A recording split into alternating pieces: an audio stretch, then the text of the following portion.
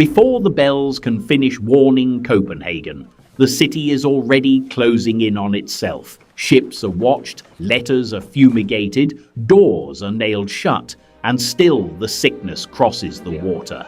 By the time the plague finally loosens its grip, roughly a third of Copenhagen is gone, and the dead are being lowered into trenches so quickly that coffins end up stacked in layers beneath the soil.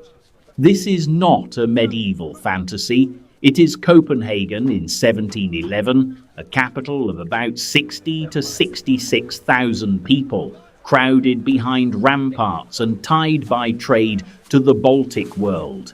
Reports of plague have been reaching the city since 1708. In 1709, the Danish government bans trade with Danzig and nearby cities, stations warships at the harbours, orders quarantine for suspicious ships, and has letters from infected regions fumigated. The authorities know what plague can do. They have seen it before. They just cannot keep it out. Then the danger moves closer. In late 1710, suspicious deaths are reported in a suburb of Helsingør. A physician sent from Copenhagen in January 1711 calls it a malignant epidemic fever, not plague at all. Later rumour says local leaders pressure him because a true plague diagnosis would be ruinous. By early March, that hope is gone. The disease is plainly in Helsingør and the surrounding villages. On May the 25th, the army receives orders to throw a cordon around the infected area. If anyone tries to cross, soldiers are told to shoot to kill. Even that is not enough.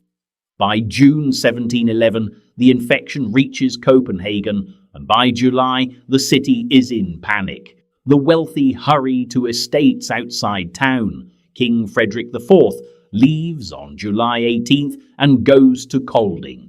Behind him, he leaves a city trying to fight an enemy it still cannot explain.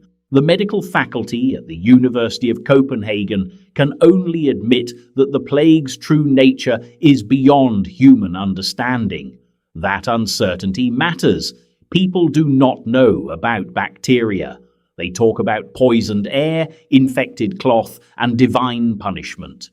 So they fight the plague through the things they can see, smell, burn, close, and guard.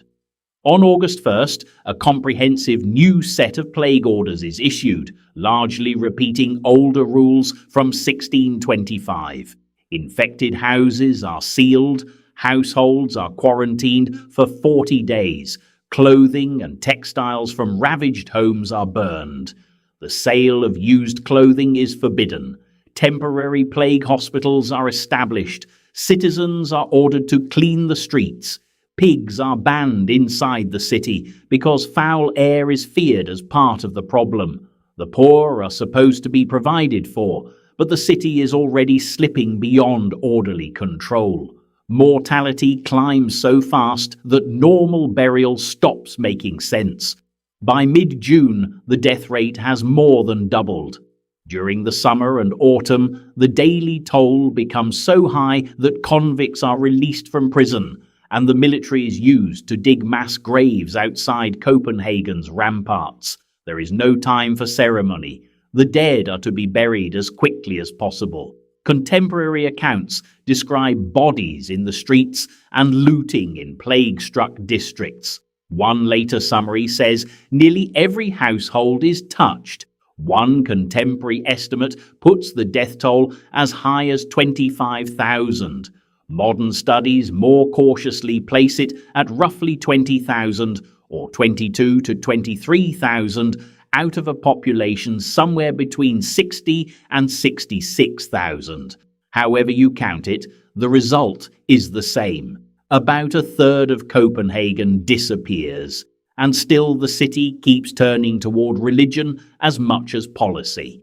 By royal decree, a day of fasting and prayer is held on August the 21st, 1711, meant to soften God's wrath and stop the contagion.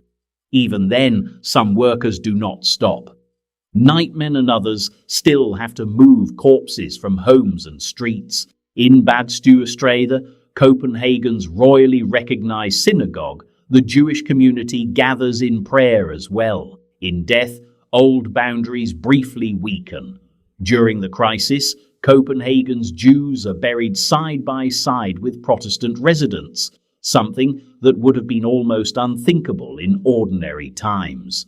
By October, the plague is abating, though the season of death stretches into the spring of 1712. On April the 29th, 1712, the king declares a general day of thanksgiving and prayer for the end of the plague in Copenhagen. The city has survived, but it has not returned unchanged. This is the last great plague epidemic to strike Copenhagen, and the last to ravage Denmark on that scale. The shock lingers in rules, habits, and memory, in stricter health controls, in hard lessons about isolation, and in the knowledge that a capital tied to trade can never fully seal itself from the world. 3 centuries later, the plague still waits under the pavement. At Niels Ebbeson's Vej 10, west of St. Jørgens Sø, archaeologists uncover part of a 1711 plague cemetery. They find coffin burials packed into one large trench, stacked in at least 3 layers, evidence that many of these people are buried within a very short span of time. Among them is a young pregnant woman and her unborn child. It is one thing to read that Copenhagen buried its dead in haste. It is another to find the layers still there.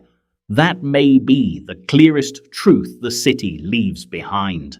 The plague of 1711 is not only a story about disease, it is a story about a government acting early and still failing, about a city that uses warships, quarantines, cordons, burnt clothing, prayer, soldiers, and mass graves, and still watches death outrun every measure. It is also a story about uncertainty. Historians still disagree on the exact death toll. Sources disagree on whether the disease is in Copenhagen in June or erupts unmistakably in July.